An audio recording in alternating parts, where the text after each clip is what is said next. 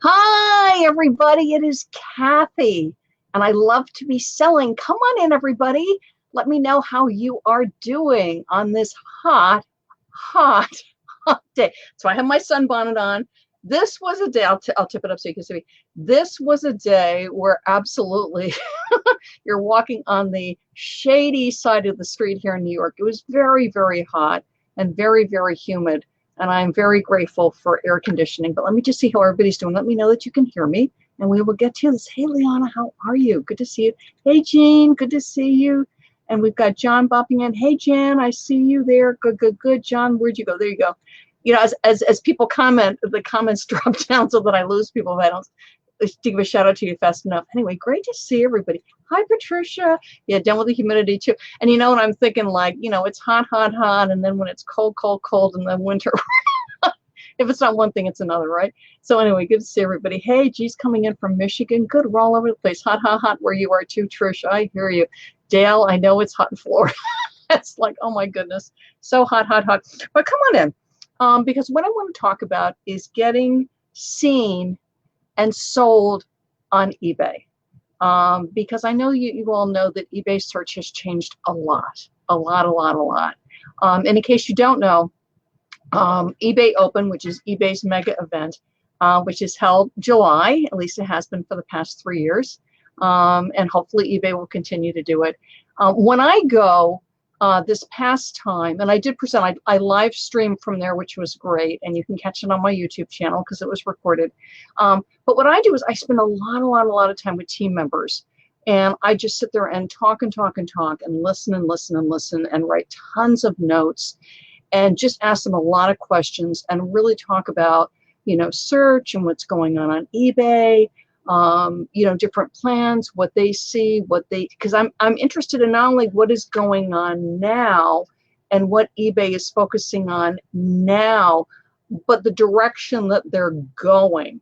And when you listen to the presentations from eBay Open, particularly Devin as the CEO for eBay, and then Scott Cutler, who's the Senior Vice President for the Americas, absolutely, they're talking very tangible things, like, for instance, Apple Pay. Now eBay's taking Apple Pay, which is a big yay for sellers, by the way, because that's bringing us more buyers. So it's like, yay, Scott, yay, Devin, bring us more buyers. But besides tangible things like Apple Pay, is you're listening for, what are they focusing on? What are they talking about? What trends, what things are they talking about? For instance, Devin, 3 years ago at eBay's 20th anniversary, talked a lot about structured data. That was really the first time that I remember hearing a big amount of information about structured data. And he has continued to talk about that, and other people have too. So what I do is I start researching it, and I start reading, and I start listening. And I listen to Devin when he goes on things like CNBC, and I really, really listen to what he's talking about, and then look at the way it's unfolding on the platform.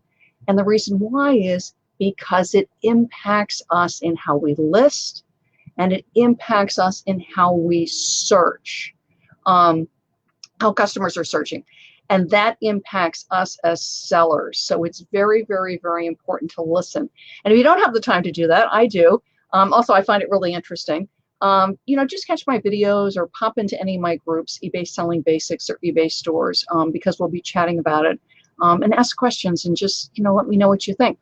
But this is one thing, and I was just messaging with somebody who's a social media manager for a very large multinational corporation. And it was very, very interesting, because I had messaged them and I said, this material that you put out, because I was on Pinterest, it's not very pinnable.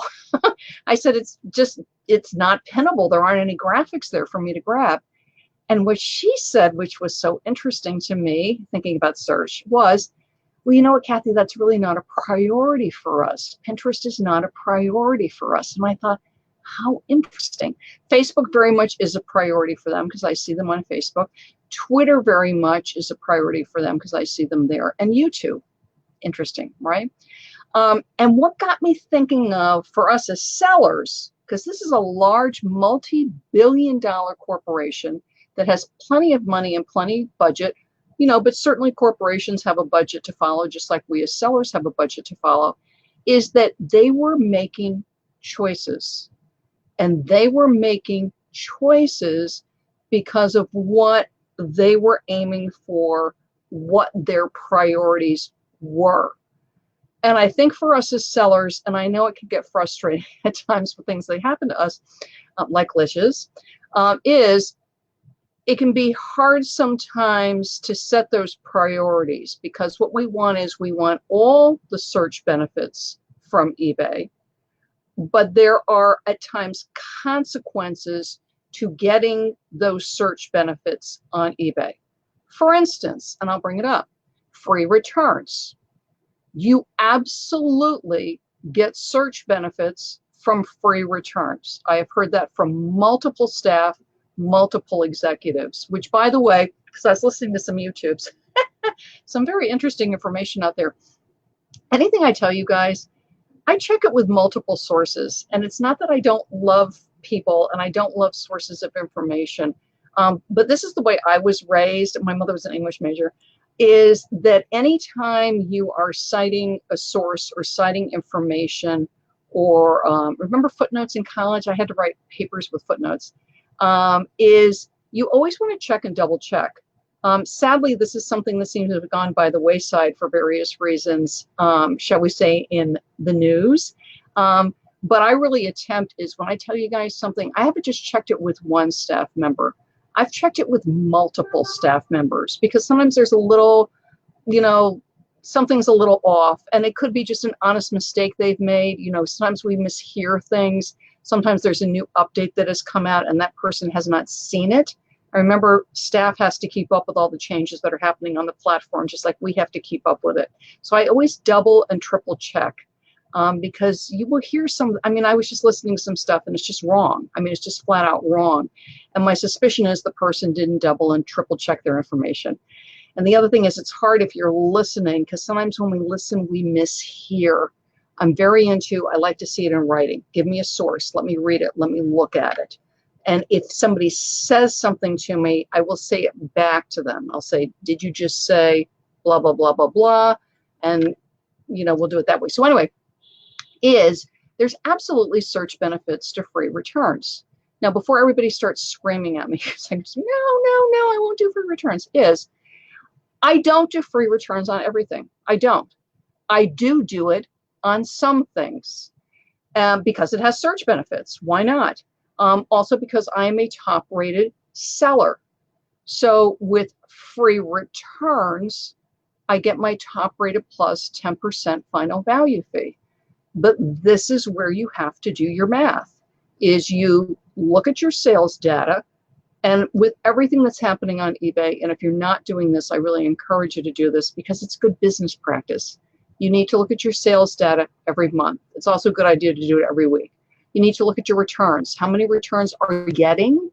And for what reason are you getting them with different categories? Clothing is going to be different than, let's say, cell phones, collectibles, video games. I'm trying to think of different things, maybe a home decor, craft supplies.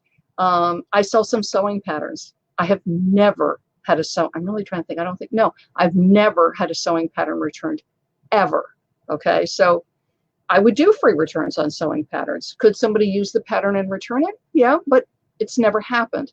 So for me, also because there's small margins on sewing patterns, I'm very happy to do free returns. I get a boost in search and I'm making more money. And for me, right now, that is financially advantageous for me. Like my friend, the social media manager, she was making a decision with what the priorities for the corporation are and her budget. They, for now, don't really focus on Pinterest, right? Another corporation, I'm thinking like a women's clothing line. Let's say I'm Donna Karen. Whoops, something's making noise. I'm sure they're all over Pinterest, right? But this corporation isn't. So for me, free return sewing patterns, yes. Collectibles, yes. I make more money. I get better search results. I'll be very honest with you. Women's clothing, no. I don't do free returns. Why? Because I get several back. Am I describing it correctly? Absolutely. I put measurements in, everything. But you know what? People get it. It doesn't exactly fit the way they thought. I'm very glad to take the return. That is no problem. Every now and then I get a difficult customer, but basically I don't. Now this is a fun one, and I actually double checked this with some seller friends, so you'll see if this is true for you too, is I do free returns on men's clothing. And do you want to know why? Think about it. Why would Kathy take free returns on men's clothing but not women's clothing? Do you guys sell men's clothing? Do you know what I'm thinking about? I'll tell you why. Men don't return stuff. They don't. Very rarely. They just don't. I was at eBay Open. I was talking with some other friends who were clothing sellers. And, you know, we all said the same thing. Guys don't return stuff. I've spoken with male friends. I'm like, okay, now when you're shopping online and you get something and it's not right, do you return it? I think 1 guy out of 10 returns stuff. The other guys, they don't return. They give it to their friends. They throw it away. They donate it to the Salvation Army, which is why we get some great new tags and then sell, right? Guys don't return stuff. I don't know what it's like. I don't know what it is. Women return stuff. Women will message you and say, you know, X, Y, and Z, but women return stuff. So very simple. Women, I don't do free returns. Men, I do free returns. So again, back to eBay search is you look at things that will give you a search benefit. Free returns give you a search benefit. My suspicion is, particularly if you're in a very competitive category, and let's say you're doing 30-day free returns, my strong suspicion is if you do 60-day free returns, because you're doing more of what eBay wants, that you will also get a search benefit from that over the 30-day free returns, all other things being equal, because certainly eBay's looking at seller reputation, how fast you ship, you know, there's a lot of factors to it. But all things being equal, my gut is that a 60-day would beat a 30-day in the best match criteria, which is what I'm thinking about. So when you look at things that you know have search benefits, like free returns, like 30 or 60-day returns, you look at, okay, I'm going to get a search benefit from this, but is it worth it to my business? And the only way you know that is you must look at your sales numbers. You must look at your return numbers. And then my next tip for you is then you test it. So let's say you've never gotten returns in men's clothing, right? So you're like, okay, Kathy, you're right. I've never gotten returns in men's clothing, right? So you'll go, great, I'm going to do free returns. I'm going to see what happens with this. And you do it, and then all of a sudden, bam, there's this huge spike in returns for you. Like you've never had returns, and all of a sudden 50% of your sales come back. You know what? You just learned it doesn't work for you. So what do? You go in, you change, you take the free returns back, okay? And that's why too, I mean, I love my Facebook groups. I love eBay Selling Basics. I love eBay Stores, nothing but eBay Stores. I love going over to eBay's business page, eBay for Business, and listening to what sellers are saying. But the thing is, it's one thing for me to say it to you, and the Vicky's here, and Cindy's here, and Debbie's here. You know, we can all give you what works for us. You need to test and see what works for you. And I know oftentimes, and I totally get it, because I remember when I was first selling, you know, that $5 matters, that $10 matters. When money's really tight, it is very, very hard. And it can get very scary, you know, making certain choices. If it scares you, you know, if that $5 is going to really harm your family, and I remember early on where $5 or $10 really, really mattered, then don't do free returns. Do 30-day buyer pays, 60-day buyer pays. That's okay. But when you get to a certain point, when you've grown your business to a certain level, particularly when you're in very competitive categories, and I'm thinking like luxury goods are extremely competitive. There's also a little temptation though with luxury goods, if you're doing free returns, is the person to basically rent the item. So they'll do the Louis Vuitton bag or whatever it is, and they, you know, they might use it once or twice, sort of tuck the tags in and then return it. So at least for me with a luxury good, I know I would split test it. I'd probably have half of mine with buyer pays, half of mine with free, and see what happens. And that's another way to do it.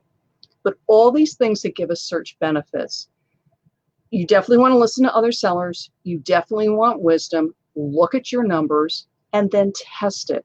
If it's something that makes you a little, I'm not sure about this, test half and half. So half the clothing we're going to do free returns and half the clothing we're not.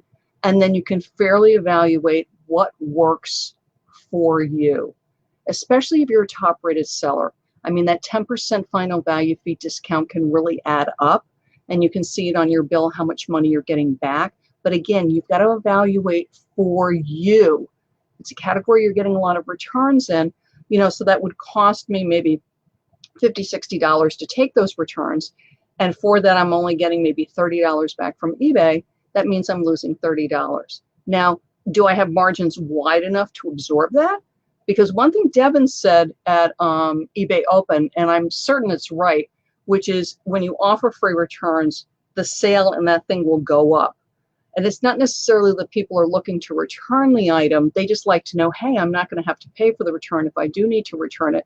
So that seller will see a spike in sales on their item because they're offering free returns and another seller's not. I mean, one thing with eBay is they are extremely data driven. That was very clear from eBay Open, and with various changes that have happened in policies, excuse me, it's very, very clear that eBay is extremely data driven right now. So when Devin says something from the main stage that free returns give you a sales lift in a category, I believe it. But then I have to look at what it costs me to take those free returns, the sales lift that I get. Am I still making a profit, or do I have big enough margins? And again, the only way you know that is you need to test it for yourself. And I would give it like a good 30 days because then you can really fairly evaluate. And then look at yourself and search and see how you're doing compared to your competitors. Then you can make a fair example and keep an eye on your profit. Again, when you're new, and that $5, $10 makes a real difference, honestly, I would not do it because it's just going to create anxiety, and I just don't think you need that when you're first starting off. When you're first starting off, you really want to focus on listing, writing great listings, giving great customer service, getting some feedback. You know, once you've been at it for a while and you're really looking to increase profits, increase margin, increase search benefits, then you're going to really want to take a look at free returns. Now, if you're new to eBay, but you're an experienced seller because you're coming from another site, and you're like, Kathy, absolutely, I can do free returns, do it. Because especially when you're new, you know, you want to get that good placement in search. So if you're new and you're not so necessarily tight on money where it's, you know, that $5 or $10 isn't going to, you know, be crunching you and your family so badly, then absolutely try it. Especially, again, in a category that it's not very likely that you're going to get a return. Something like collectibles, it would be very rare. I just don't find collectible buyers return things. It's more in the clothing, it's more in shoes, sometimes in jewelry, where you're going to get it. I think something like media would be tough, like DVDs or CDs, because the temptation is to listen to it and then just return it. But like anything else, I really encourage you to test it, and I really encourage you to see what works for you. You know, take notes. You know, look at your numbers. eBay gives us plenty of numbers. You know, you're running your numbers. I know you're running your numbers right. So the profit and losses, but really track your returns. And if you're doing free returns, know what they're costing you. It's not just that you're taking it. How much are those labels costing you? You want to keep track of that. Okay?